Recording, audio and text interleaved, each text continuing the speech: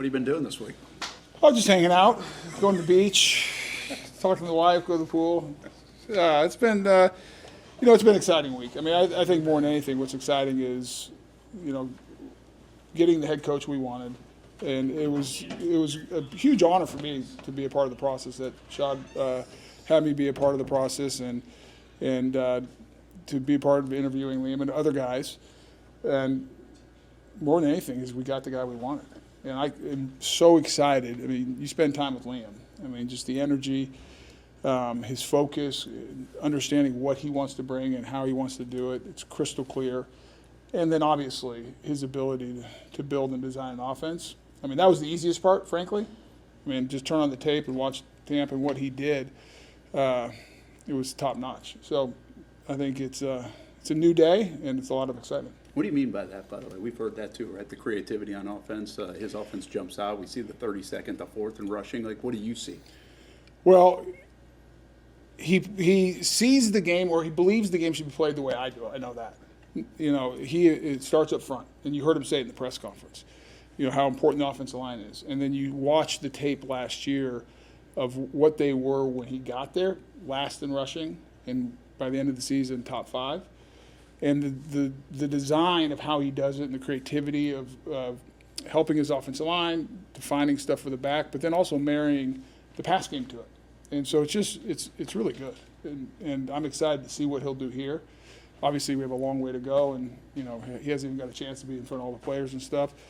But you watch the tape, and then you listen to him. It's exciting. What's this week like watching him kind of go to work? Because you've been around it for a long time, and I'm sure you haven't been this close in the past of trying to find an OC and a DC and all the things that go into this. Yeah, he's been obviously heads down, just trying to get his staff and getting the guys he wants, and that's important.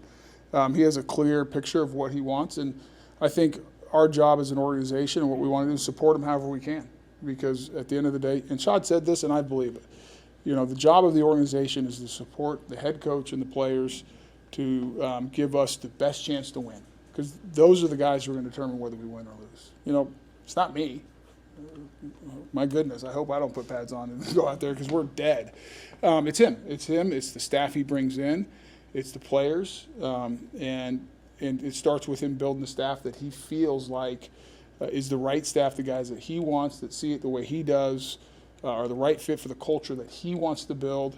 And our job is to support him and help him be successful. How important nights like tonight for the fans, for him to kind of get to know what this place is all about, and then to know what he's all about? Yeah, I think it's kind of it goes both ways. It's mutual, and Liam is coming in here, and I can only imagine. He's drinking from a fire hydrant. So much going on, and really, what I think I've been impressed watching, just from a little bit of a distance and being around him, is his prioritization to get the first things right first, and that's building the staff. You got to get that right. But at the same time, being the head coach of an organization, you have events like this, and the fans are excited, and they should be. And listen, last year didn't go, and Shad talked about it. We've all talked about it. You guys know. I've talked to each of you one-on-one about this. The season didn't go how we wanted it. I think how a lot of people expected it. I believe we were better than a 4-win team as far as the talent we had. And for our fans to be this excited still, and the turnout, and them wanting to kind of get involved and meet our new head coach, that's great. And I think it's good for Liam to get a feel for our fan base and for Jacksonville and for the community. And so this is just step one of that. And I think these events are important. Is there a little bit of chaos, nervousness last Wednesday when things seemed like they were falling apart, but the guy you really wanted was maybe taking a step back from the job? No, I don't think there was nervousness or sometimes what is viewed from the outside as chaos and what's going on isn't always what's happening behind the scenes. And I think the one thing I saw and experienced, and I've seen it throughout my time since Shad's been the owner, sometimes very close, sometimes from a distance, he does a great job of really managing the situation. There's a reason he's been as successful as he has in life. He was very clear, very concise of how we were going to do this and what the plan to move forward was. And I really enjoyed the opportunity, the fact that he trusted me enough to be a part of that process. But I think sometimes the perception from the outside doesn't always line up with what is actually happening within. How cool from a vantage point was it from you to kind of see that coaching process unfurl?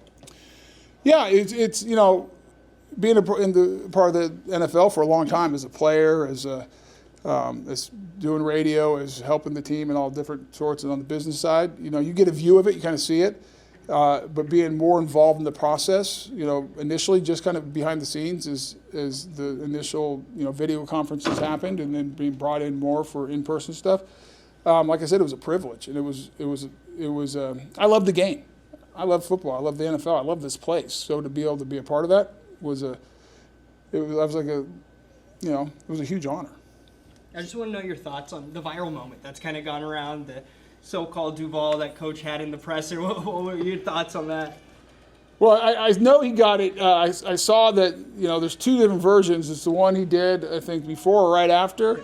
And then, you know, it was a little impromptu, putting his own flavor on it. You know, I'm good with it. You know, I think the normal Duval is not going anywhere, but it was fun. It was fun. I mean, I don't think I can replicate it. I don't think I can pull it off, you know, but I thought it was pretty, it was right in stride. I was like, all right.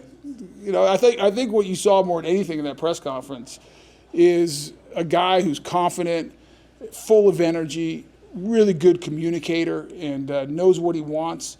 And that was the thing that stood out for me. But, you know, those are fun moments, and I'm sure it'll live on for a while. And people, my guess is people create memes and all this other stuff that's out there already. And I thought it was fun more than anything. Got time for one more, guys. Liam's energy, his genuine enthusiasm. How much do you think this franchise, this locker room, kind of needs that at the top? Well, I think you need it in every aspect of life. I mean, so like, I'm a big believer when you close the book on one era or stage of a business or a team or a life, whatever, that you close it and you move forward. And so I don't think there's any reason to talk about what was. Let's talk about what's going to come. And I'm a big believer in, you know, high energy, you know, because I think it communicates like, hey, we're going. This is excitement. This is good. We got work to do. And so I think it'll be infectious. And I think the culture that he believes in is what really resonated with me, because that's how I think things should be done as well.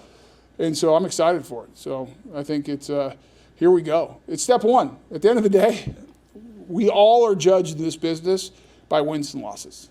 That's how this business goes.